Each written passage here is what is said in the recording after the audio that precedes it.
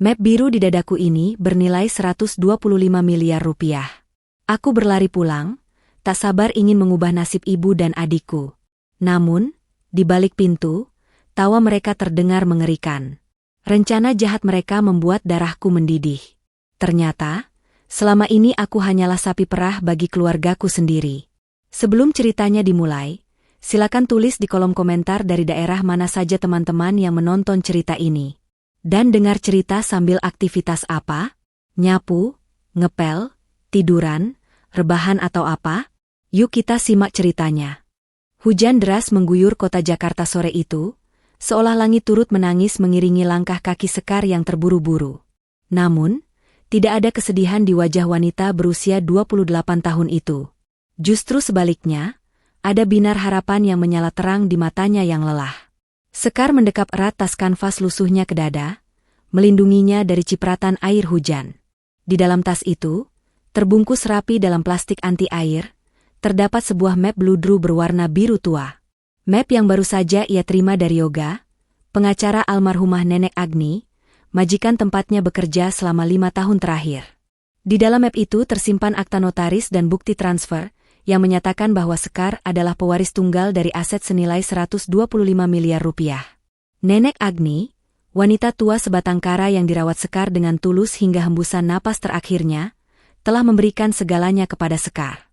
Bukan kepada kerabat jauh yang hanya datang saat pemakaman, melainkan kepada Sekar, pembantu rumah tangga yang setia menyuapinya bubur dan mengganti popoknya setiap hari. Ibu, Bima, gumam Sekar di sela deru napasnya. Kalian tidak perlu menderita lagi. Kita tidak perlu takut dikejar penagih utang lagi. Sekar membayangkan wajah Ibu Ratih yang akan menangis haru. Ia membayangkan Bima, adik laki-laki satu-satunya, akan memeluknya bangga. Sekar sudah merencanakan semuanya di kepala. Ia akan melunasi utang keluarga, membelikan ibu rumah yang layak dengan taman bunga, dan membiayai kuliah S2 Bima di luar negeri, seperti yang selalu adiknya impikan. Langkah Sekar melambat saat ia tiba di depan rumah kontrakan mereka yang sempit di Gang Buntu. Ket temboknya sudah mengelupas, menampilkan bata yang lembab. Atap seng berkarat itu bocor di sana-sini. Namun, bagi Sekar, ini adalah istana yang ia perjuangkan mati-matian. Ia hendak mengetuk pintu yang sedikit renggang itu, tapi gerakan tangannya terhenti di udara. Suara tawa meledak dari dalam rumah. Itu suara Bima. Tawa yang lepas dan keras. Sesuatu yang jarang didengar Sekar karena adiknya selalu mengeluh pusing memikirkan skripsi dan kuliah. Gila kamu, Bim? Kalau kakakmu tahu, bisa ngamuk dia. Itu suara Ibu Ratih. Tapi nadanya bukan nada takut, melainkan nada geli. Sekar mengerutkan kening. Ia merapatkan telinganya ke celah pintu. Hatinya berdesir aneh. Alah, Ibu tenang saja, sahut Bima dengan nada meremehkan yang begitu kental. Si babu itu kan bodoh, Bu. Sekar itu gampang dikibulin. Bilang saja Ibu butuh obat jantung yang mahal, dia pasti langsung kerja lembur bagai kuda. Dia nggak bakal sempat mikir macam-macam. Darah Sekar seakan berhenti mengalir. Si babu? Bima memanggilnya babu? Tapi rencanamu ini berisiko, Bima, kata Ibu Ratih, meski terdengar suara kunyahan kerupuk di sela ucapannya. Gadaikan rumah ini ke rentenir itu. Kalau Sekar tidak bisa bayar bunganya bagaimana? Kita bisa diusir. Justru itu poinnya, Bu, seru Bima antusias. Suara korek api dinyalakan terdengar, disusul bau asap rokok yang menyeruak keluar dari celah pintu. Aku butuh uang 50 juta ini buat modal main lagi. Aku yakin kali ini bakal menang besar, Bu. Lagian, kalaupun kalah dan kita nggak bisa bayar, Pak Burhan rentenir itu sudah bilang, dia mau ambil Sekar sebagai jaminan. Katanya lumayan buat dijadikan istri mudanya atau apalah. Yang penting utang lunas, kita bebas. Sekar menutup mulutnya dengan tangan, menahan jeritan yang hendak lolos. Kakinya lemas seketika. Benar juga, jawab Ibu Ratih santai, seolah mereka sedang membicarakan harga cabai, bukan nasib anak perempuannya sendiri. Ibu juga sudah muak lihat mukanya yang sok suci itu. Pulang kerja bau keringat, sok ngatur-ngatur keuangan. Padahal kalau bukan karena kita, dia nggak punya siapa-siapa. Asal kamu janji bagi hasil kemenanganmu buat Ibu beli perhiasannya, Bim. Beres, bos. Air mata Sekar menetes, bukan karena haru, tapi karena luka yang menganga lebar di dadanya. Map biru di dalam tasnya terasa semakin berat, tapi kini rasanya seperti membawa batu nisan, bukan hadiah. Ironi ini begitu tajam menusuk jantungnya. Ia berdiri di sana sebagai miliarder yang bisa membeli satu kompleks perumahan ini secara tunai, namun di mata ibu dan adiknya, ia lebih rendah dari sampah. Ia hanya komoditas yang bisa dijual demi uang judi. Dengan tangan gemetar hebat, Sekar mendorong pintu itu hingga terbuka lebar. Brak! Pintu menabrak dinding dengan keras.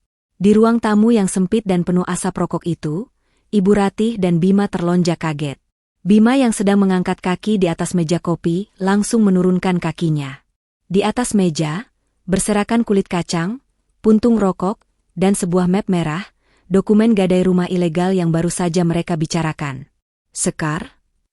Ibu Ratih membelalak, namun hanya sedetik. Wajah kagetnya segera berubah menjadi topeng galak yang biasa ia kenakan. Kamu ini apa-apaan? Masuk rumah tidak ucap salam, malah banting pintu. Mau bikin ibu jantungan mati? Sekar tidak menjawab. Ia melangkah masuk, air hujan menetes dari baju kerjanya membasahi lantai ubin yang retak. Tatapannya tajam, dingin, menusuk langsung ke manik mata ibunya. Kenapa diam saja? Bentak Bima, mencoba menutupi kegugupannya dengan suara tinggi. Ia buru-buru menyembunyikan map merah di balik punggungnya. Pulang sore banget? Mana uang buat bayar uang semesterku? Dosenku sudah nagih terus. Sekar menatap adiknya. Pemuda 23 tahun yang tampak sehat, bugar, mengenakan kaos bermerek yang harganya mungkin setara gaji Sekar sebulan. Uang semester? Tanya Sekar lirih, suaranya parau. Iya. Jangan pura-pura lupa, sergah Bima. Sekar mengalihkan pandangan ke Ibu Ratih. Ibu bilang mau jual aku ke Pak Burhan. Suasana hening seketika. Wajah Ibu Ratih pucat pasi, lalu memerah karena marah. Ketahuan basah tidak membuatnya minta maaf, justru membuatnya semakin defensif dan agresif. Kamu menguping? Pekik Ibu Ratih sambil berdiri. Ia menunjuk wajah Sekar dengan telunjuknya yang gemuk. Dasar anak tidak tahu untung. Lancang sekali kamu menguping pembicaraan orang tua. Orang tua macam apa yang mau menumbalkan anaknya ke rentenir demi utang judi adiknya? Bu, tantang Sekar. Suaranya mulai meninggi, getaran sakit hati tak bisa lagi ia bendung. Jaga mulutmu. Bima maju, mendorong bahu Sekar hingga Sekar terhuyung ke belakang. Ibu melakukan itu demi kebaikan kita semua. Kamu itu cuma beban di sini. Kerjaan cuma jadi perawat lansia, gaji pas-pasan. Kapan kita bisa kaya kalau mengandalkan kamu? Benar kata adikmu, timpal Ibu Ratih. Ia mengambil map merah yang disembunyikan Bima dan melemparnya tepat ke wajah Sekar. Map itu menghantam pipi Sekar sebelum jatuh ke lantai. Tanda tangan itu, perintah Ibu Ratih dingin. Kami butuh uang cepat malam ini. Bima ada keperluan mendesak. Kalau kamu tidak mau tanda tangan sebagai penjamin, kamu angkat kaki dari rumah ini sekarang juga. Bawa semua baju-bajumu yang bau itu. Ibu tidak sudi menampung anak pembangkang sepertimu. Sekar menatap map merah di kakinya, lalu menatap map biru yang tersembunyi di dalam tasnya. Ia memiliki kekuatan untuk menghancurkan kesombongan mereka detik ini juga. Ia bisa menampar mereka dengan tumpukan uang. Tapi tidak. Itu terlalu mudah. Rasa sakit di hatinya berubah menjadi sesuatu yang dingin dan keras. Sekar menatap ibu dan Bima bergantian. Tatapan nanar yang penuh kasih sayang itu kini telah mati, digantikan oleh tatapan asing yang tak pernah mereka lihat sebelumnya. Baik, ucap Sekar pelan. Sangat pelan hingga hampir tertelan suara hujan. Aku akan ingat hari ini, Bu. Aku akan ingat setiap kata yang kalian ucapkan. Sekar tidak langsung pergi. Ia masuk ke kamarnya, sebuah gudang sempit di bagian belakang rumah yang hanya muat untuk satu kasur busa tipis dan lemari plastik, dan mengunci pintu. Di luar, ia masih mendengar Ibu Ratih mengomel tentang anak durhaka, dan Bima yang tertawa lega karena mengira Sekar sudah takluk. Di dalam kamar yang pengap itu, Sekar merosot duduk di lantai. Ia memeluk lututnya, namun air matanya sudah kering. Yang tersisa hanyalah rasa perih yang menjalar ke seluruh ingatan. Pikirannya melayang mundur, menyusuri lorong waktu, mencoba memahami di mana letak kesalahannya hingga keluarganya tega berbuat demikian. 5 tahun. Sudah 5 tahun Sekar menjadi tulang punggung keluarga ini. Semua bermula saat ayah meninggal dunia karena kecelakaan kerja. Saat itu, Sekar baru saja lulus kuliah D3 keperawatan dengan predikat cum laude. Ia punya mimpi melanjutkan ke jenjang S1, menjadi perawat profesional di rumah sakit besar. Tapi kenyataan menamparnya keras. Santunan kematian ayah habis dalam sekejap untuk membayar utang-utang lama yang ditinggalkan keluarga mereka. Ibu tidak bisa kerja. Sekar, rinti Ibu Rati kala itu, berbaring di tempat tidur dengan wajah memelas. Kaki ibu sakit, jantung ibu lemah. Kalau ibu kerja, siapa yang urus rumah? Kamu kan anak tertua, kamu harus berbakti. Bima masih kecil, dia harus sukses. Jangan sampai dia putus sekolah seperti kita. Demi kalimat, berbakti, itu, Sekar mengubur mimpinya. Ia melupakan ijazahnya yang berharga, dan mengambil pekerjaan apa saja yang bisa menghasilkan uang cepat. Ingatan Sekar berputar pada rutinitasnya yang gila. Setiap pukul 3 pagi, ia sudah bangun untuk bekerja di pabrik roti rumahan di ujung gang. Tangannya yang halus menjadi kasar, karena mengaduk adonan tepung yang panas dan berat. Punggungnya sering kram karena mengangkat loyang-loyang besar. Upah dari pabrik roti itu tidak seberapa, tapi cukup untuk membeli beras dan lauk pauk sederhana bagi ibu dan Bima. Setelah matahari terbit, tanpa sempat istirahat, Sekar berlari mengejar angkot untuk pergi ke rumah Nenek Agni di kawasan elit Menteng. Pekerjaan merawat lansia bukanlah hal mudah. Nenek Agni menderita demensia dan stroke. Seringkali Nenek Agni mengamuk, melempar makanan, atau buang air di celana tanpa sadar. Sekar melakukan semuanya. Membersihkan kotoran, memandikan, menyuapi, hingga membacakan dongeng sampai nenek tertidur. Gaji dari Nenek Agni lumayan besar. Namun, hampir 90% dari gaji itu tidak pernah dinikmati Sekar. "Halo, Mbak Sekar?" Suara Bima selalu terngiang di telinga Sekar setiap tanggal gajian. "Bim, kenapa? Mbak baru saja transfer uang bulanan." "Kurang, Mbak. Ini ada praktikum dadakan. Bahannya mahal banget, impor dari Jerman. Kalau nggak bayar hari ini, aku nggak boleh ikut ujian. Mbak mau aku nggak lulus? Nanti sia-sia pengorbanan ayah." Dan Sekar, dengan bodohnya, akan selalu percaya. Ia akan mengirimkan sisa uang pegangannya, rela makan mie instan atau bahkan puasa Senin Kamis demi adiknya bisa kuliah nyaman. Sekar membayangkan Bima duduk di kelas ber-AC, mendengarkan dosen, menjadi sarjana teknik yang gagah. Bayangan itu adalah bahan bakar Sekar untuk terus bertahan hidup. Bima itu harapan keluarga kita. Sekar, doktrin Ibu Rati setiap hari. Kamu sebagai kakak perempuan harus ngalah. Perempuan itu ujung-ujungnya di dapur. Tapi laki-laki, dia harus jadi pemimpin. Kalau Bima sukses, kamu juga yang enak nanti. Kebohongan itu tersusun rapi, bata demi bata, membangun tembok penjara bagi Sekar.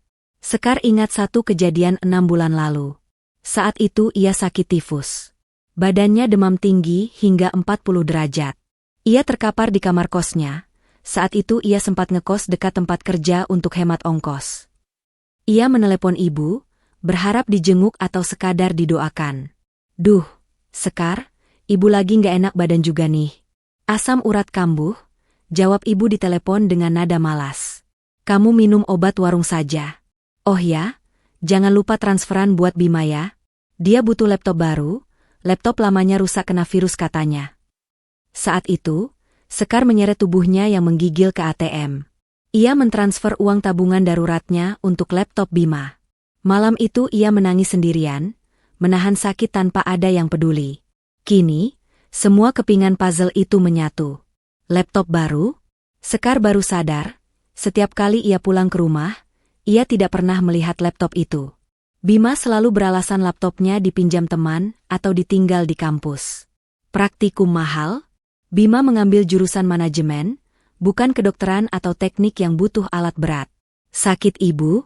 Setiap kali Sekar pulang membawa uang lebih, sakit, Ibu Rati mendadak sembuh dan esoknya ibu sudah pergi arisan dengan baju baru. Bodoh, aku benar-benar bodoh. desis Sekar sambil memukul kepalanya sendiri. Air mata kemarahan menetes lagi. Ia teringat Nenek Agni. Orang asing yang justru memperlakukannya seperti cucu sendiri. Sekar, kenapa kamu tidak pernah beli baju bagus? Tanya Nenek Agni suatu sore di taman belakang, saat kesadarannya sedang pulih. Uangnya buat adik sekolah, Nek, dan buat obat ibu, jawab Sekar tersenyum. Nenek Agni menatapnya iba. Hati-hati, Nak, terkadang lintah darat itu bukan orang asing, tapi orang yang tidur satu atap denganmu. Jangan sampai kebaikanmu membunuhmu. Ucapan Nenek Agni saat itu tidak terlalu dipikirkan Sekar. Tapi sekarang, kata-kata itu terasa seperti ramalan. Sekar berdiri, menghapus air matanya dengan kasar. Ia menatap cermin retak di dinding kamarnya. Pantulan wajahnya terlihat lelah, kantung mata hitam, kulit kusam. Ia terlihat 10 tahun lebih tua dari usianya. Semua kecantikan masa mudanya dihisap habis oleh 2 parasit di ruang depan itu. Ia mengambil map beludru biru dari tasnya. Membukanya perlahan.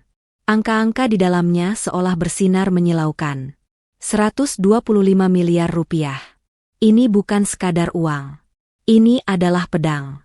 Ini adalah perisai. Sekar menutup map itu kembali dan menyimpannya di bawah tumpukan baju paling bawah di lemari plastiknya. Lalu, ia mengambil sebuah buku catatan kecil yang ia temukan minggu lalu di bawah kolong tempat tidur Bima saat ia menyapu, benda yang menjadi awal kecurigaannya, namun baru terkonfirmasi hari ini. Buku itu berisi catatan tangan Bima. Bukan catatan kuliah, melainkan catatan, prediksi slot gacor, dan daftar utang pada teman-temannya dengan nominal jutaan. Di halaman belakang, ada surat peringatan drop out, dari universitas tertanggal 3 tahun yang lalu. 3 tahun. Selama 3 tahun ini, Sekar membiayai hantu. Ia membiayai kebohongan. Bima tidak kuliah. Bima tidak pernah menjadi mahasiswa. Uang keringat dan darah Sekar selama ini hanya dibakar di meja judi online dan gaya hidup palsu. Sekar mencengkeram buku itu hingga bukunya remuk. Dadanya naik turun menahan amarah yang meledak-ledak. Tapi kemudian, ia menarik napas panjang. Ia teringat kembali percakapan di ruang tamu tadi. Mereka ingin mengusirnya jika ia tidak mau menjadi jaminan utang. Baiklah, bisik Sekar dengan senyum dingin yang mengerikan. Kalian mau main sandiwara? Aku akan jadi aktris terbaik yang pernah kalian lihat. Aku tidak akan pergi begitu saja. Aku akan menghancurkan mimpi kalian, tepat saat kalian merasa paling tinggi.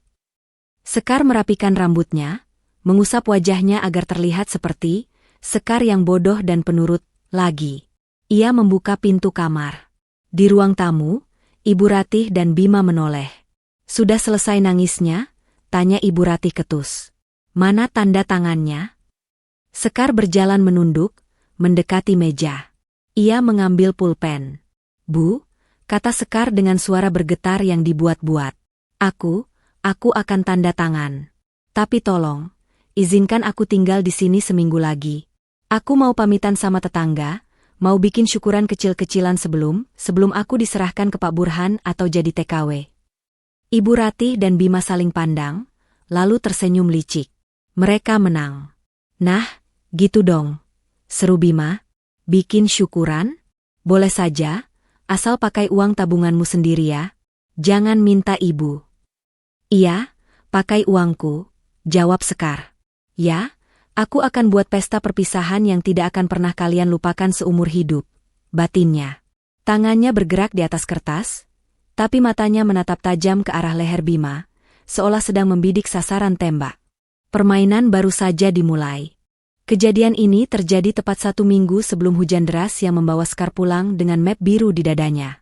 Siang itu, matahari Jakarta bersinar terik, membakar aspal dan atap seng perumahan padat penduduk tempat mereka tinggal. Hawa panas menyelinap masuk melalui ventilasi-ventilasi kecil, membuat keringat mengucur deras meski seseorang hanya duduk diam. Namun, Sekar tidak sedang duduk diam. Hari itu adalah hari Selasa, hari di mana Bima seharusnya berada di kampus untuk bimbingan skripsi.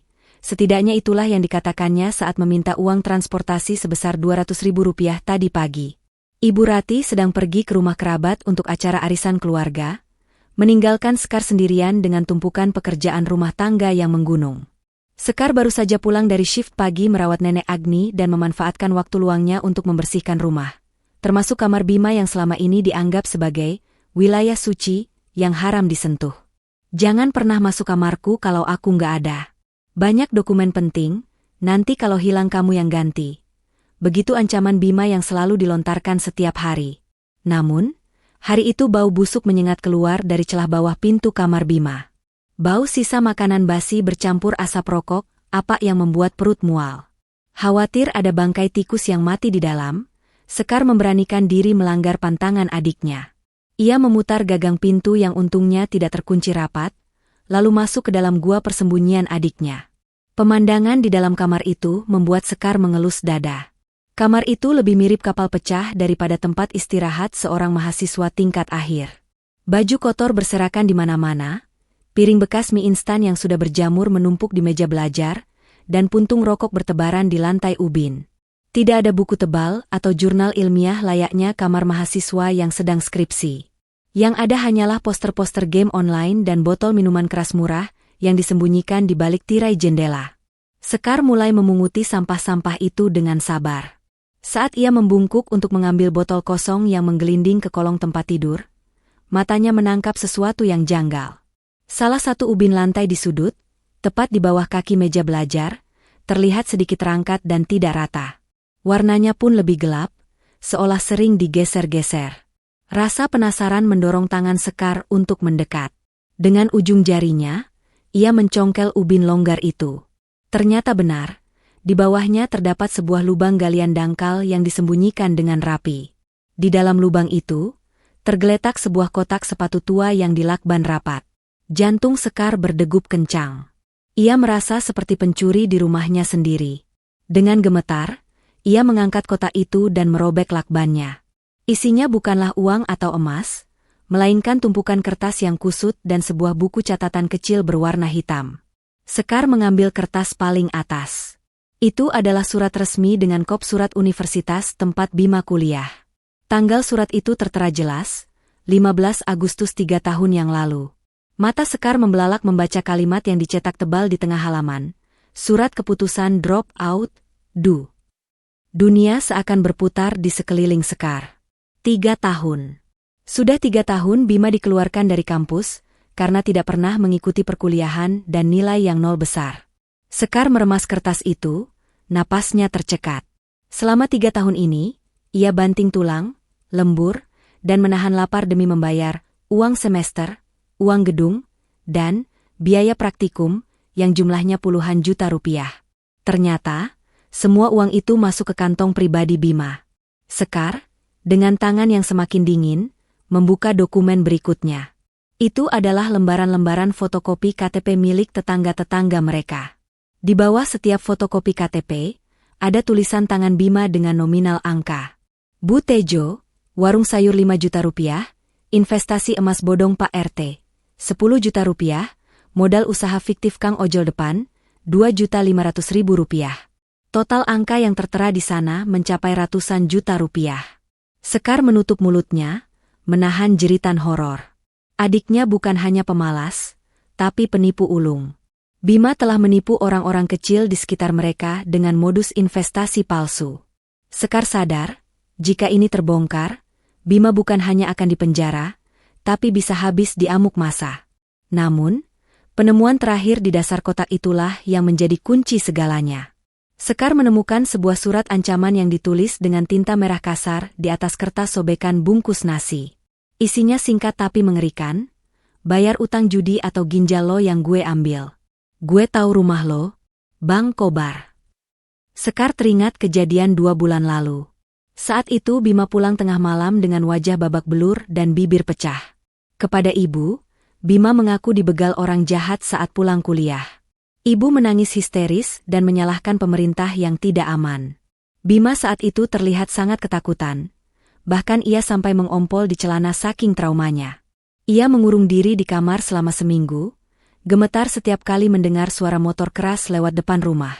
Sekar kini mengerti. Itu bukan begal. Itu adalah peringatan dari penagih utang judi. Kelemahan Bima terpampang jelas di depan mata Sekar. Adiknya itu, Meski mulutnya besar dan berani menindas kakaknya sendiri, sebenarnya adalah pengecut nomor 1. Bima memiliki fobia akut terhadap rasa sakit fisik dan penjara. Ketakutan Bima pada sosok, Bang Kobar, atau ancaman kekerasan fisik adalah sesuatu yang melumpuhkan akal sehatnya. Sekar memotret semua dokumen itu dengan kamera ponsel bututnya. Ia memastikan setiap detail terbaca jelas. Surat DU, daftar korban penipuan, dan surat ancaman utang judi. Setelah itu, dengan hati-hati ia mengembalikan semuanya ke dalam kotak, melakbannya kembali, dan meletakkannya persis di posisi semula di bawah ubin longgar. Ia merapikan kembali kamar itu seolah tidak terjadi apa-apa, meski hatinya bergemuruh hebat. Saat ia keluar dari kamar itu, Sekar bukan lagi kakak yang naif. Ia kini memegang kartu as. Ia tahu bahwa Bima, sang raja kecil di rumah ini, hanyalah seorang kriminal pengecut yang sedang dikejar waktu. Dan Sekar, yang selama ini dianggap lemah, kini memegang tombol peledaknya. Penemuan ini bukan sekadar bukti kebohongan, ini adalah senjata mematikan yang bisa menghancurkan hidup Bima dalam sekejap mata. Saat itulah, benih rencana pembalasan mulai tumbuh di hati Sekar, jauh sebelum ia menerima warisan dari Nenek Agni. Warisan itu nantinya hanya akan menjadi bensin yang menyiram api yang sudah siap ia nyalakan. Kembali ke masa kini, malam setelah Sekar menandatangani surat persetujuan gadai palsu itu. Hujan sudah berhenti, menyisakan hawa dingin yang menusuk tulang. Jam dinding menunjukkan pukul 2 pagi. Rumah sudah sunyi senyap. Dengkuran keras Bima terdengar hingga ke ruang tengah, bersahutan dengan suara napas Ibu Ratih yang berat dari kamar sebelah. Sekar duduk di lantai kamarnya yang sempit, diterangi cahaya layar ponsel. Ia tidak tidur sedetik pun. Matanya jernih, tajam, dan penuh perhitungan. Rasa sedih karena dikhianati ibu dan adiknya sudah menguap, digantikan oleh fokus yang dingin. Ia bukan lagi korban pasif yang hanya bisa menerima nasib. Malam ini, ia adalah sutradara yang sedang menyusun babak terakhir panggung sandiwara keluarganya. Sekar menekan nomor kontak yang tersimpan dengan nama Pak Yoga Pengacara. Ia tahu ini sudah larut malam, tapi Yoga sudah berpesan padanya untuk menelepon kapan saja jika keadaan darurat. Nada sambung terdengar 3 kali sebelum suara berat Yoga menyapa. "Halo, Mbak Sekar? Ada masalah? Apa mereka menyakitimu?" tanya Yoga dengan nada khawatir. "Tidak fisik, Pak. Tapi mereka baru saja memaksa saya menandatangani surat untuk menggadaikan rumah ini ke rentenir demi utang judi Bima," jawab Sekar tenang. Suaranya datar, tanpa emosi. "Kalau saya tidak tanda tangan, saya diusir. Jadi saya tanda tangan." "Apa?" "Mbak Sekar, itu bahaya.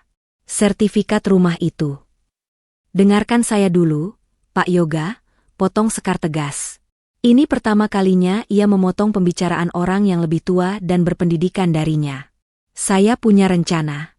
Saya butuh bantuan Bapak untuk mengeksekusinya besok lusa." Sekar mulai menjabarkan rencananya dengan detail. "Pertama, tolong Bapak hubungi bank atau pihak yang memegang sertifikat asli rumah ini. Bima pasti sudah menggadaikannya secara diam-diam ke pihak ketiga atau rentenir sebelum ini. Saya ingin Bapak menebus sertifikat itu besok pagi-pagi sekali. Gunakan uang warisan saya. Beli rumah ini atas nama saya, Sekar Arum. Tapi tolong, pastikan proses balik namanya dirahasiakan sampai lusa. Biarkan Ibu dan Bima mengira rumah ini masih milik Ibu, atau setidaknya milik rentenir." "Baik, itu bisa diatur.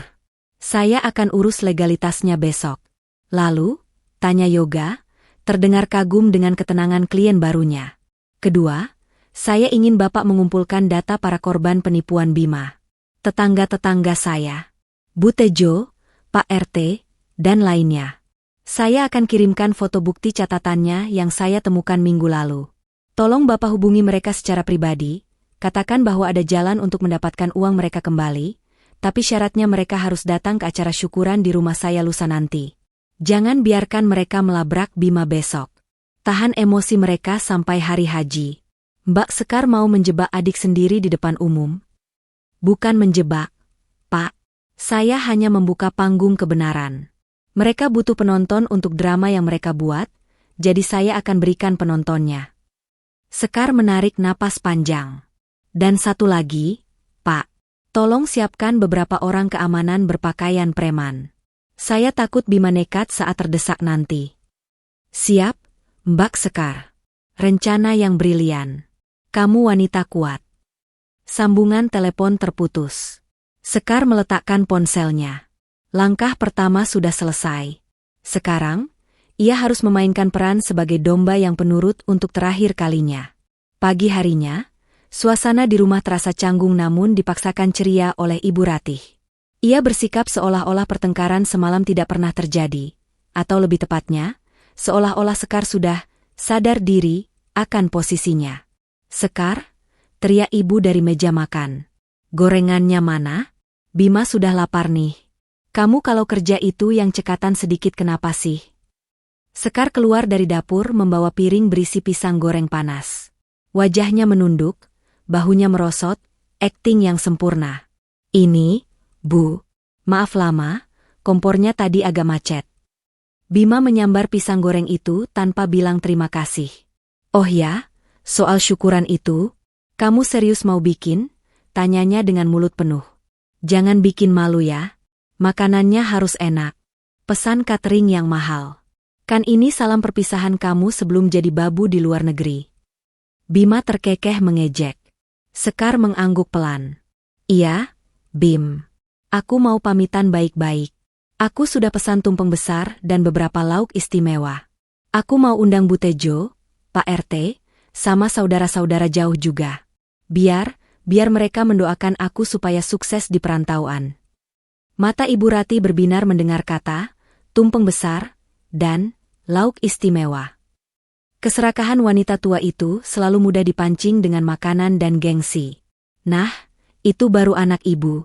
Biar tetangga tahu kalau keluarga kita ini mampu bikin acara, nggak melarat-melarat amat.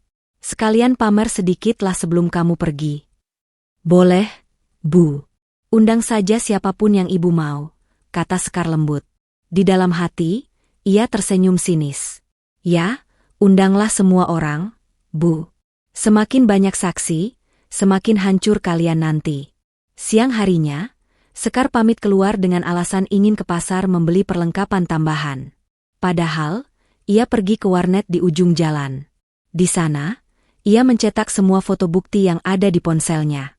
Surat Bima yang sudah ia perjelas warnanya, daftar utang, dan bukti chat Bima dengan selingkuhannya, yang baru Sekar dapatkan semalam setelah berhasil meretas sandi tablet bekas Bima yang tergeletak di ruang tamu. Sekar menyusun dokumen-dokumen itu ke dalam map-map terpisah.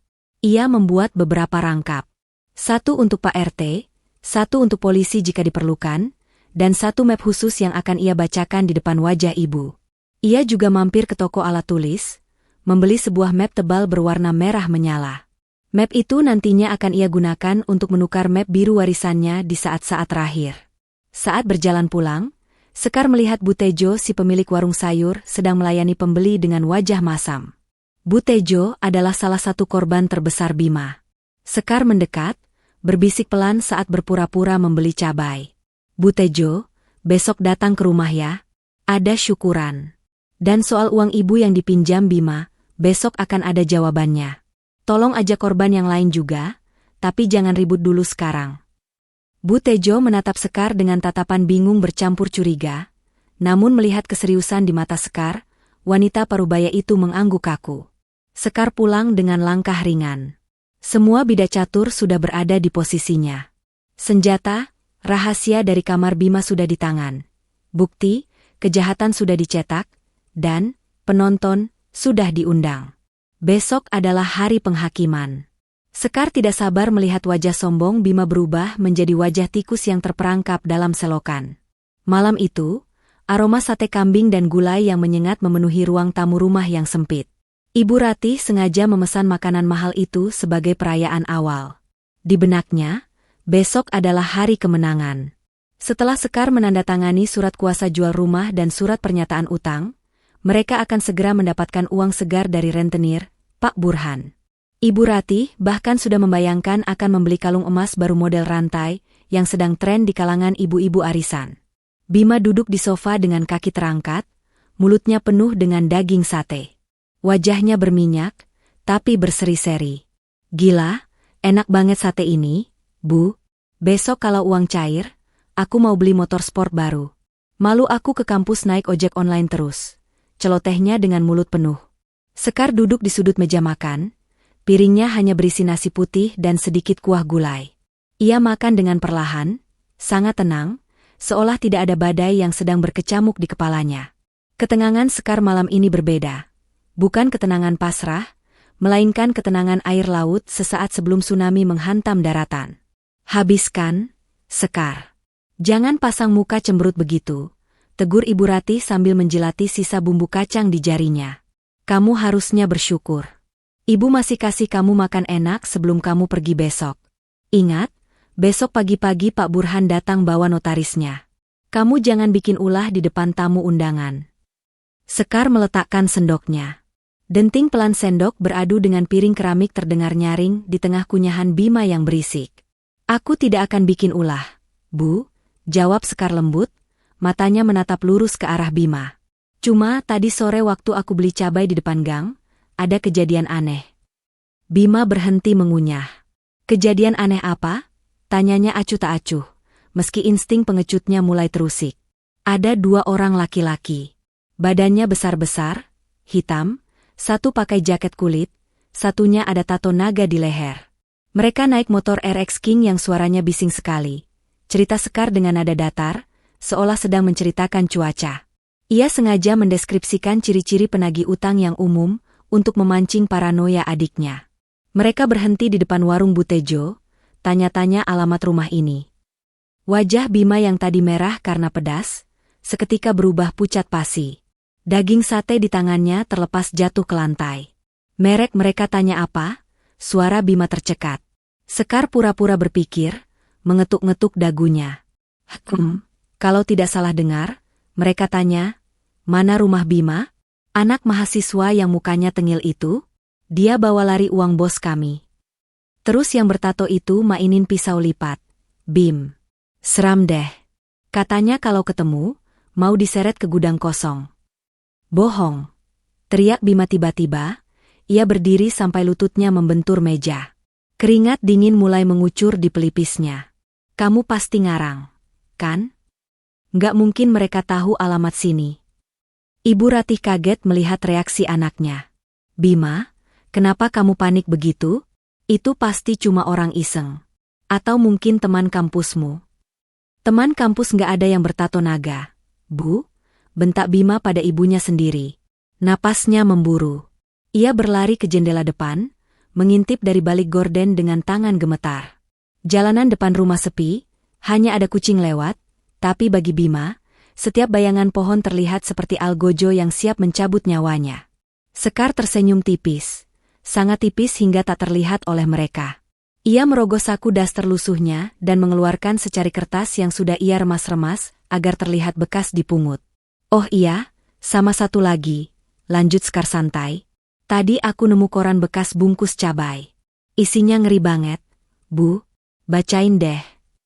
Sekar meletakkan potongan koran, yang sebenarnya ia cetak sendiri di warnet dengan format berita kriminal, di atas meja, tepat di depan piring Ibu Ratih. Judul beritanya dicetak tebal dan besar. Mahasiswa penipu ditemukan tewas di selokan setelah gagal bayar utang judi online. Ibu Ratih membaca judul itu dan terkesiap. Ia menatap Bima, lalu menatap koran itu lagi.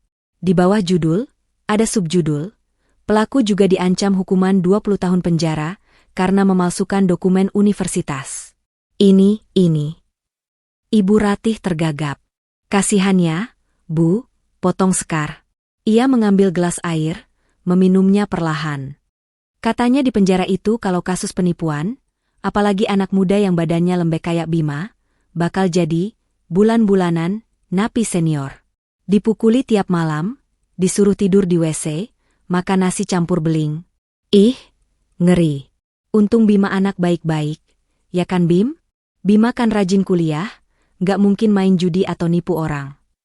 Kata-kata Sekar adalah bisa beracun yang menyebar cepat. Bima mundur dari jendela, wajahnya kini seputih kertas. Kakinya lemas. Ia merosot duduk di lantai, memegangi kepalanya. Bayangan penjara yang gelap, pengap, dan penuh kekerasan menghantui pikirannya.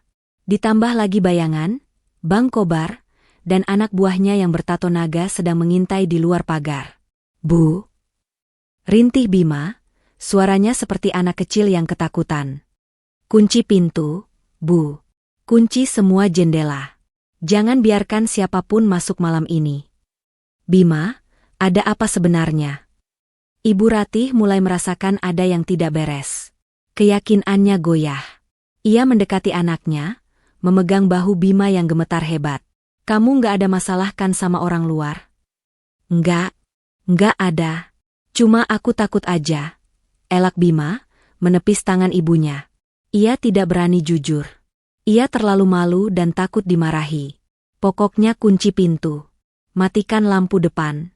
Biar dikira rumah kosong." Bima merangkak, mematikan saklar lampu ruang tamu, membuat ruangan menjadi gelap gulita. Ia berlari masuk ke kamarnya, membanting pintu, dan terdengar suara lemari digeser untuk mengganjal pintu dari dalam. Sekar masih duduk di tempatnya, dalam kegelapan. Ia menikmati suara napas Ibu Ratih yang berat dan bingung. "Sekar," panggil Ibu Ratih dalam gelap, suaranya ragu. Kamu bohongkan soal orang bertato itu." "Entahlah, Bu," jawab Sekar sambil berdiri, melangkah menuju kamarnya sendiri. "Semoga saja bohong. Tapi kalau benar, kasihan Bima. Ginjal harganya mahal loh, Bu, di pasar gelap." Sekar menutup pintu kamarnya. Malam itu, ia tidur dengan nyenyak di atas kasur tipisnya. Sementara di kamar sebelah, ia mendengar Bima mondar-mandir semalaman, terjaga oleh setiap suara jangkrik, tersiksa oleh hantu yang diciptakan oleh dosa-dosanya sendiri. Teror mental tahap pertama berhasil. Bima sudah hancur sebelum perang dimulai. Pagi itu, matahari bersinar cerah, kontras dengan wajah-wajah penghuni rumah yang tegang. Tenda biru sederhana sudah terpasang di halaman rumah yang sempit. Beberapa kursi plastik sewaan berjejer rapi. Aroma nasi kuning tumpeng menguar dari dapur, tapi tidak ada nafsu makan yang tersisa bagi Bima. Adik Sekar itu muncul dengan mata merah bengkak dan lingkaran hitam yang parah. Ia memakai kemeja lengan panjang dan celana jeans, tapi gerak-geriknya gelisah. Ia terus-menerus melihat ke arah gerbang, memastikan tidak ada preman bertato yang datang. Ibu Ratih, sebaliknya, berusaha tampil prima. Ia mengenakan kebaya brokat warna merah marun dan memoles bedak tebal untuk menutupi kerutan kekhawatirannya. Ia masih yakin, setelah tanda tangan hari ini, uang akan cair dan semua masalah Bima bisa diselesaikan dengan uang itu. Para tamu undangan mulai berdatangan. Pak RT, Bu Tejo, dan beberapa tetangga dekat duduk di kursi plastik. Mereka berbisik-bisik, wajah mereka tidak terlihat seperti orang yang datang ke pesta syukuran, melainkan seperti orang yang menunggu penagihan arisan. Sekar telah memastikan Bu Tejo membawa pasukan korban penipuan Bima lainnya, namun ia meminta mereka diam dulu sampai ia memberi kode. Tepat pukul 9 pagi, sebuah mobil sedan hitam mengkilap berhenti di depan rumah. Ibu Ratih tersenyum lebar. "Nah, itu pasti Pak Burhan dan notarisnya," seru Ibu Ratih antusias. Ia menarik tangan Sekar kasar. "Ayo, duduk di depan. Senyum. Jangan bikin malu." Begitu disuruh tanda tangan, langsung tanda tangan. Jangan baca-baca lagi. Namun, yang turun dari mobil itu bukan Pak Burhan si rentenir bertubuh tambun, melainkan seorang pria muda, tegap, berjas rapi, dengan kacamata yang membuatnya terlihat cerdas dan berwibawa. Itu Yoga, pengacara Nenek Agni. Ibu Ratih mengerutkan kening. "Loh, siapa itu? Kok ganteng?" "Mungkin asistennya Pak Burhan," gumamnya, mencoba berpikir positif. Yoga masuk ke halaman dengan langkah pasti. Ia membawa sebuah tas kulit kerja yang terlihat mahal. Ia mengangguk sopan pada Pak RT dan para tetangga, lalu berdiri di hadapan Ibu Ratih, Bima, dan Sekar yang duduk di teras. "Selamat pagi," sapa Yoga, suaranya bariton dan tegas. "Saya Yoga, kuasa hukum yang ditunjuk untuk mengurus aset keluarga ini." Ibu Ratih langsung menyambar. "Oh, kuasa hukum dari Pak Burhan ya? Mana suratnya? Biar cepat anak saya tanda tangan. Kami butuh pencairan dananya segera." Bima di sebelahnya menggoyangkan kaki dengan gugup.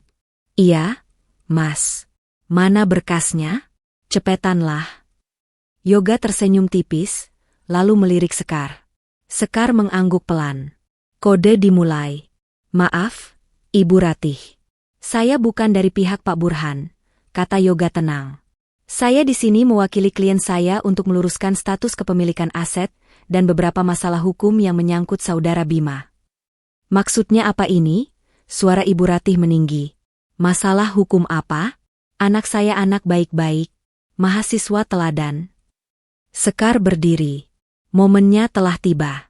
Ia mengambil alih panggung. Bu, panggil Sekar. Suaranya tidak lagi lirih. Suaranya lantang, bergema di keheningan pagi itu, membuat seluruh tamu undangan menoleh. Ibu selalu bilang Bima adalah harapan keluarga.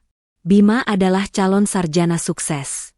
Bima butuh uang ratusan juta untuk kuliah. Memang benar, bentak Ibu Ratih. Kamu mau mengungkit-ungkit pengorbananmu lagi? Bukan mengungkit, Bu. Tapi membuktikan, potong Sekar. Sekar membuka map merah yang sejak tadi ia pangku. Ia mengeluarkan selembar kertas, surat Du yang sudah ia perbesar. Ia mengangkatnya tinggi-tinggi agar semua tetangga bisa melihat, lalu meletakkannya dengan keras di meja tepat di depan hidung Bima. Bacakan ini, Bim, perintah Sekar dingin. Bima menunduk. Matanya terbelalak melihat kop surat itu. Surat yang selama ini ia sembunyikan di lubang bawah tanah kamarnya. Tangannya gemetar hebat hingga ia tidak sanggup memegang kertas itu. Apa ini? Ibu Ratih menyambar kertas itu. Matanya menyusuri baris demi baris. Wajahnya berubah dari merah menjadi abu-abu. Surat keputusan. Drop out. Mahasiswa atas nama Bima dikembalikan kepada orang tua karena tidak aktif selama 4 semester berturut-turut. Suara Ibu Ratih menghilang di ujung kalimat. Ia membaca tanggal surat itu. 3 tahun yang lalu. 3 tahun, Bu, ucap Sekar, menusuk langsung ke jantung pertahanan ibunya. Selama 3 tahun ini, Ibu memaki saya, menyuruh saya kerja rodi, memeras keringat saya sampai saya sakit tifus, demi membiayai kuliah hantu. Bima sudah dikeluarkan sejak semester 2. Bima. Ibu Ratih menoleh ke arah anak kesayangannya dengan tatapan tidak percaya. Bima, bilang ini bohong. Bilang ini palsu. Bima tidak bisa menjawab. Ia hanya menunduk dalam-dalam, keringat dingin membasahi kemejanya. Keheningan Bima adalah jawaban paling menyakitkan bagi Ibu Ratih. Dan bukan cuma itu, lanjut Sekar tanpa memberi ampun. Ia mengeluarkan tumpukan bukti transfer judi online yang sudah dicetak tebal. Ini kemana larinya uang obat jantung ibu? Ini kemana larinya uang semester Bima? Slot Zeus. Poker 88. Togel Singapura. Sekar melempar lembaran bukti itu ke udara, membiarkannya berjatuhan seperti hujan di sekitar Bima dan ibu. Para tetangga mulai riuh.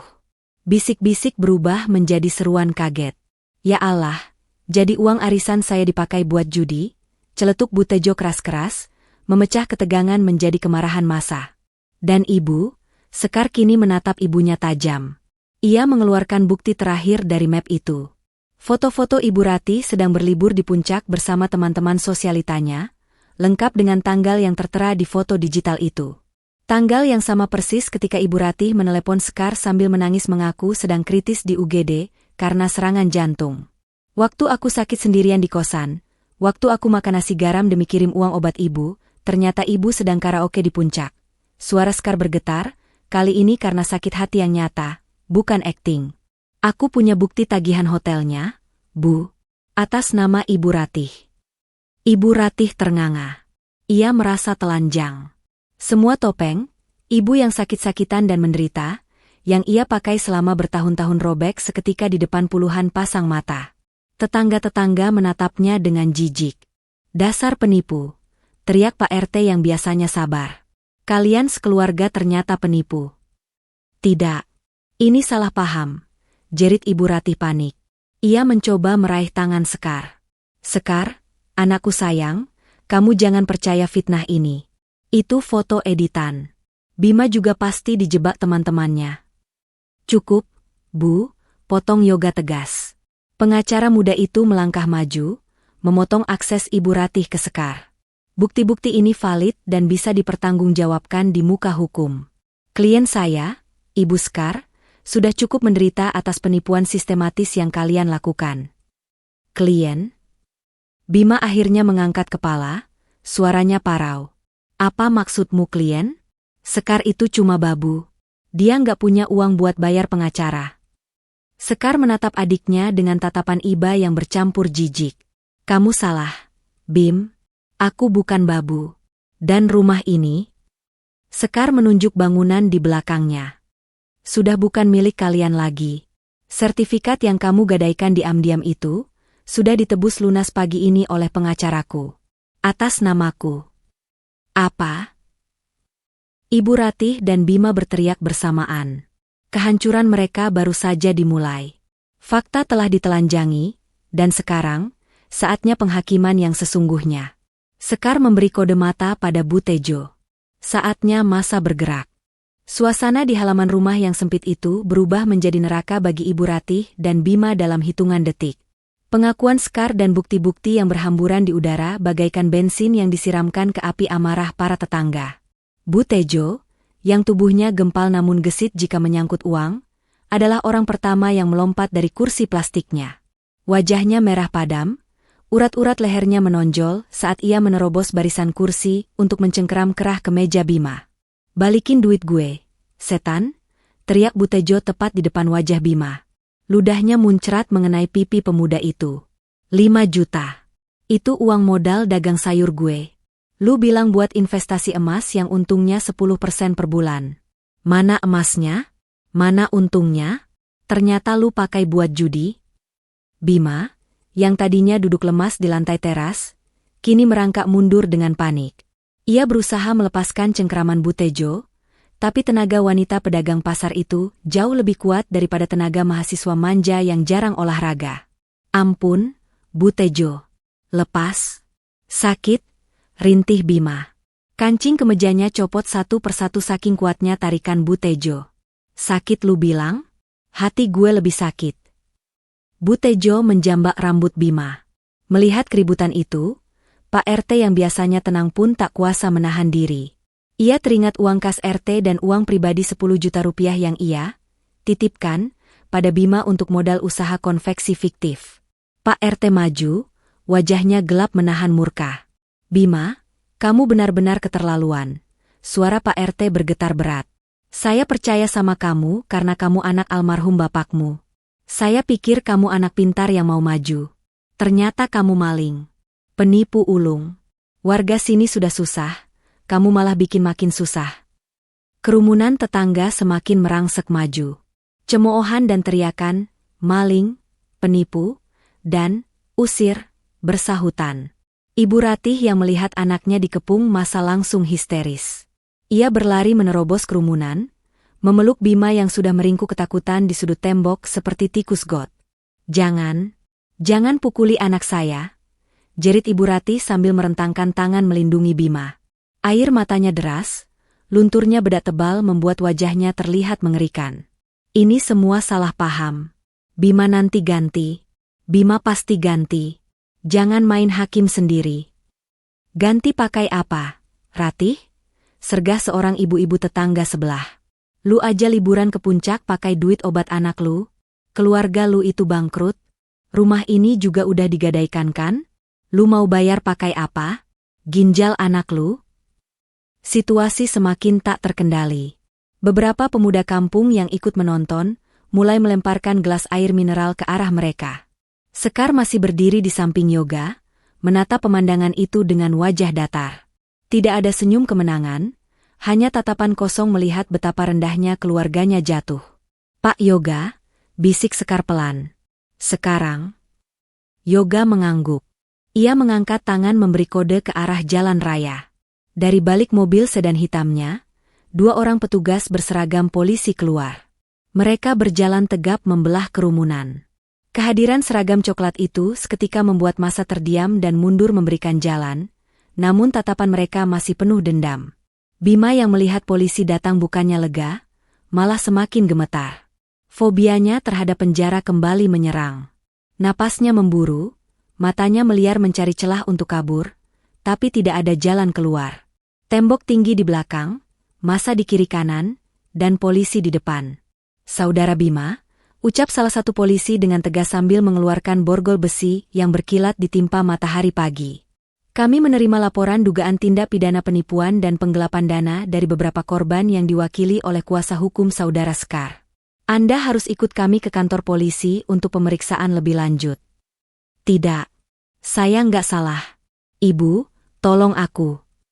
Bima meraung saat polisi menarik tangannya kasar dan memaksanya berdiri. Bunyi klik dari borgol yang mengunci pergelangan tangannya terdengar sangat nyaring, lebih nyaring dari teriakan siapapun. "Pak polisi, tolong jangan bawa anak saya." Ibu Ratih bersimpuh di kaki polisi, memegangi celana petugas itu. Harga dirinya sudah hilang tak berbekas. "Dia masih kecil, Pak. Dia nggak tahu apa-apa. Dia cuma salah gaul. Jangan penjara anak saya." Polisi itu dengan sopan namun tegas melepaskan pegangan Ibu Ratih. "Ibu silakan ikut ke kantor kalau mau mendampingi, tapi jangan halangi tugas kami." Saat Bima mulai diseret menuju mobil polisi, Ibu Ratih yang putus asa tiba-tiba berbalik arah. Ia merangkak, ya, benar-benar merangkak di atas ubin teras yang kotor, menuju ke arah Sekar. Ia memeluk kaki Sekar erat-erat, menciuminya sambil menangis meraung-raung. "Sekar? Sekar anakku sayang. Tolong adikmu, nak," ratap Ibu Ratih. Wajahnya basah oleh air mata dan ingus.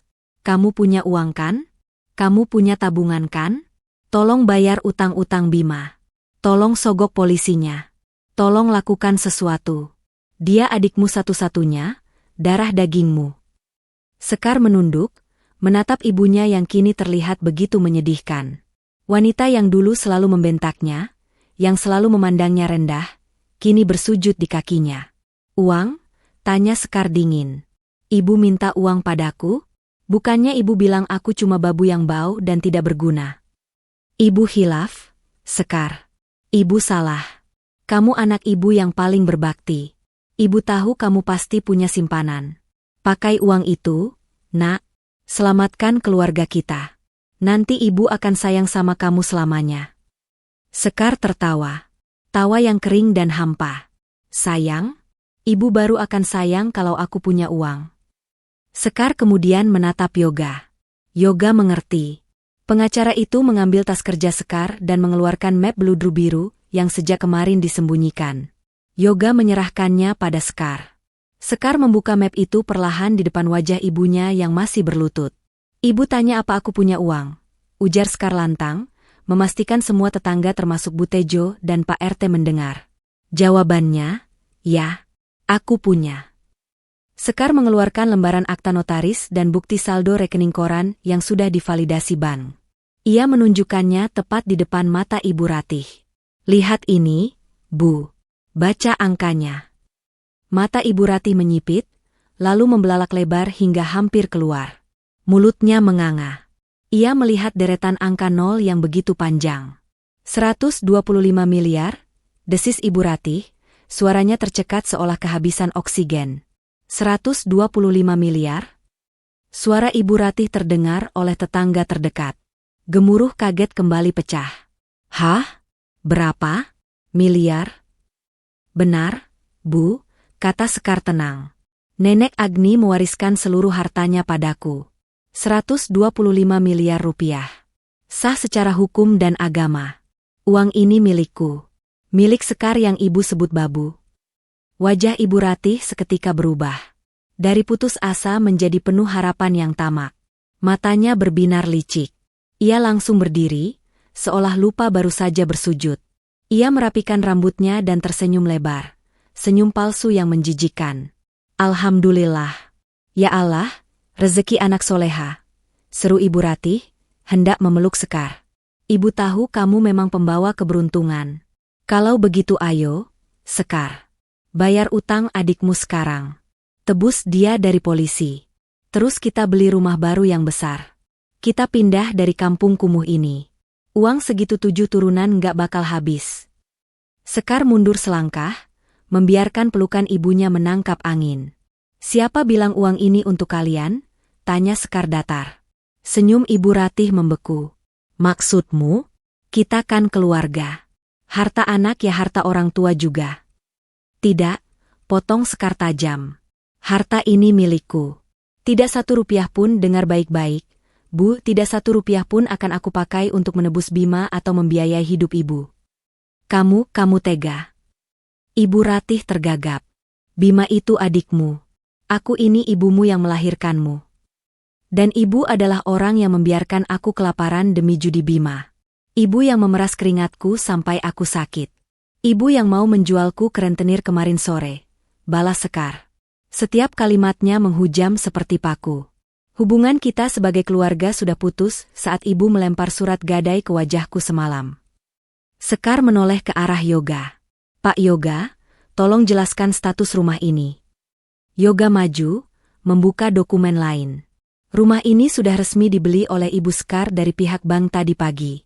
Sertifikat sudah beralih nama. Jadi, secara hukum, ini adalah properti pribadi Ibu Sekar. Yoga menatap Ibu Ratih dan menunjuk ke arah gerbang. Nyonya Ratih, karena ini rumah klien saya, dan Anda tidak diinginkan di sini, saya minta Anda angkat kaki sekarang juga. Barang-barang Anda sudah kami minta tolong tetangga untuk masukkan ke dalam kantong plastik sampah di samping pagar. Diusir? Ibu Ratih limbung, hampir pingsan. Kamu mengusir ibumu sendiri? Saya mengusir Benalu, koreksi Sekar. Ia menunjuk ke arah mobil polisi yang sudah mulai menyalakan sirine. Bima di dalam mobil berteriak-teriak memanggil ibunya. Pergilah, Bu. Susul anak kesayangan ibu. Nikmati masa tua ibu mengurus narapidana. Jangan pernah injakan kaki di rumah saya lagi. Sekar, durhaka kamu. Kamu bakal kualat. Uang itu nggak bakal berkah. Sumpah serapah Ibu Ratih meledak. Ia menjerit, memaki, mencoba menyerang Sekar, tapi dua petugas keamanan sewaan Yoga segera menahannya dan menyeretnya keluar halaman. Para tetangga hanya diam menonton, tidak ada satupun yang membela. Mereka tahu siapa yang benar dan siapa yang salah. Justru tatapan mereka penuh rasa puas melihat karma instan yang terjadi. Ibu Ratih diseret keluar pagar, dipertemukan dengan kantong-kantong plastik hitam berisi baju-bajunya. Ia berdiri di pinggir jalan, menangis meraung-raung di bawah terik matahari, sementara mobil polisi membawa Bima pergi menjauh. Gerbang rumah ditutup perlahan oleh Yoga. Di balik gerbang, Sekar menghela napas panjang. Kakinya terasa lemas, tapi hatinya lega. Beban ribuan ton yang selama 5 tahun menghimpit dadanya, akhirnya runtuh. Ia menang. 6 bulan kemudian. Pagi itu langit Jakarta tampak biru cerah, seolah ikut merayakan kedamaian yang kini menyelimuti hati Sekar. Di sebuah kawasan asri di pinggiran Jakarta Selatan, sebuah bangunan bergaya kolonial modern berdiri megah.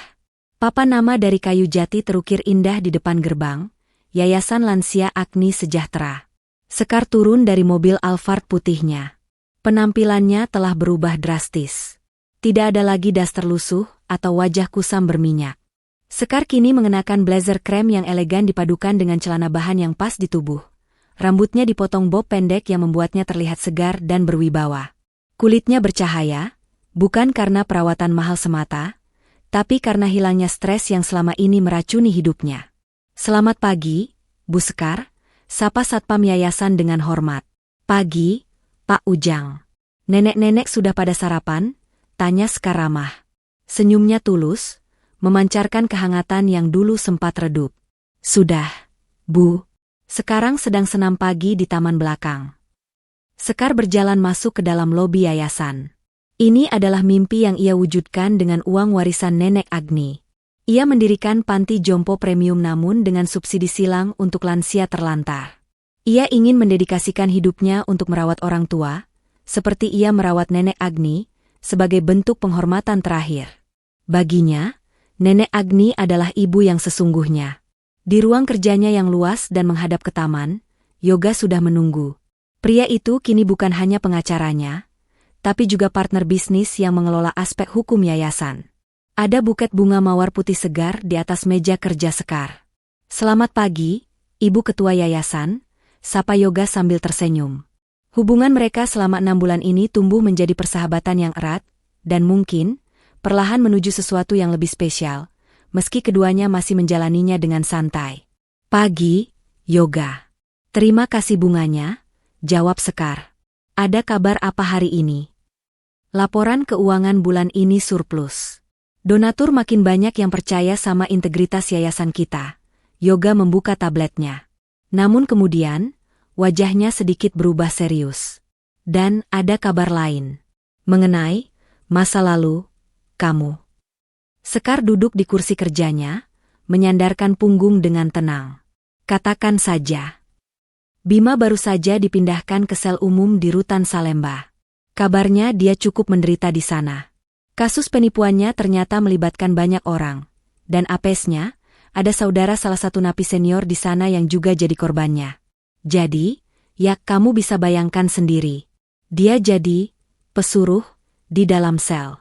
Kurus kering, sering sakit-sakitan, dan mentalnya terguncang parah. Sekar mendengarkan tanpa ekspresi. Tidak ada rasa senang, tidak ada rasa sedih. Hanya rasa tahu. Biarkan saja. Itu konsekuensi pilihannya. Lalu, wanita tua itu. Yoga menghela napas. Ibu Ratih, kondisinya memprihatinkan. Setelah diusir kontrakan petaknya karena nggak bisa bayar, dia sekarang tinggal di gubuk liar dekat bantaran kali. Dia kerja serabutan jadi buruh cuci gosok keliling. Keluarga besarmu benar-benar memboikot dia karena malu atas kasus Bima. Kemarin dia sempat mencoba datang ke gerbang depan yayasan ini, mau minta ketemu kamu. Lalu, Satpam mengusirnya sesuai instruksi. Dia berteriak-teriak mengaku ibumu, tapi orang-orang malah mengira dia orang gila karena penampilannya yang sangat tidak terawat. Sekar memutar kursi kerjanya, menatap keluar jendela kaca besar. Di taman, ia melihat para lansia sedang tertawa, bertepuk tangan mengikuti instruktur senam. Pemandangan yang damai. Apa aku jahat, Yoga? Tanya Sekar pelan, matanya menerawang. Yoga berdiri, berjalan mendekat dan berdiri di samping kursi Sekar. Jahat itu kalau kamu menyakiti orang yang tidak bersalah. Sekar, kamu hanya berhenti memberi makan buaya yang mencoba memakanmu. Kamu menyelamatkan dirimu sendiri. Itu bukan jahat, itu bertahan hidup. Sekar tersenyum tipis. Kamu benar. Sore harinya, saat Sekar hendak pulang, mobilnya melewati sebuah jalanan pasar tradisional yang macet. Di pinggir jalan yang becek, di antara tumpukan sampah pasar, matanya menangkap sosok yang familiar. Seorang wanita tua dengan rambut beruban yang kusut, mengenakan daster robek, sedang duduk jongkok menggosok panci kotor milik warung tenda. Tangannya yang dulu rajin menunjuk-nunjuk dan memerintah Sekar, kini keriput dan penuh luka kena sabun keras. Wanita itu, Ibu Ratih, terlihat sedang dimarahi oleh pemilik warung karena kerjanya lambat. Ibu Ratih menunduk dalam-dalam, menerima cacian itu demi upah yang mungkin hanya cukup untuk beli nasi bungkus. Saat mobil Sekar melintas pelan, Ibu Ratih mendongak. Mata mereka bertemu sejenak lewat kaca jendela mobil yang gelap. Sekar bisa melihat gurat penyesalan, penderitaan, dan permohonan di mata ibunya. Tatapan yang berteriak minta tolong. Tangan Ibu Ratih terangkat sedikit, seolah ingin melambai, ingin memanggil. Sopir Sekar bertanya, "Bu, mau berhenti sebentar?" Sepertinya ibu kenal pengemis itu. Sekar terdiam selama 3 detik. 3 detik yang menentukan. Ia mengingat kembali rasa sakit saat diusir, saat dimaki, saat dijadikan sapi perah. Ia mengingat Bima yang meremehkannya. Ia mengingat surat gadai itu. Lalu Sekar menatap lurus ke depan. "Tidak, Pak. Saya tidak kenal," jawab Sekar tegas. "Jalan terus. Jangan menoleh ke belakang." Mobil mewah itu melaju menembus kemacetan, meninggalkan wanita tua itu di kubangan lumpur masa lalunya. Sekar menutup tirai jendela mobil. Ia mengambil napas dalam-dalam, lalu menghembuskannya. Udara terasa begitu ringan. Ia bukan lagi Sekar si babu. Ia bukan lagi Sekar si korban. Ia adalah Sekar Arum, wanita yang berdiri di atas kakinya sendiri, yang telah memutus rantai racun keluarganya. Mobil melaju menuju matahari terbenam yang indah, membawa Sekar pulang ke rumahnya yang sesungguhnya. Rumah di mana ia dihargai, dicintai, dan hidup dengan damai. Karma telah tuntas dibayar lunas. Cerita lama sudah berakhir, dan buku baru kehidupannya baru saja dibuka dengan tinta emas. Tamat.